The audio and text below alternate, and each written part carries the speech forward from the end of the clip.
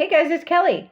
Hey, did you know that you can emboss in any color with using just clear embossing powder?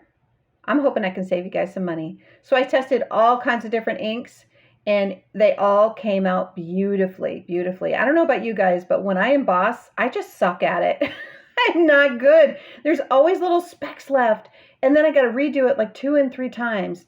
And I put the anti-static tool on it 100 times. It doesn't matter. I still always get some of those little soldiers left behind. So this is a hack for that. And I hope this is new to most of you. I've been doing it for a while, but I was only doing it with black because that's the majority of the sentiments that I do. And I recently started using all my different inks, and I really love the effect. It's so cool. It just gives it a little bit more interest, and it definitely gets us more use out of our supplies. The only one that I didn't like the results on was using white ink. I love how crisp and white that ink is. I love Hero Arts ink. But when you put clear embossing powder on it, it's going to get cloudy on you.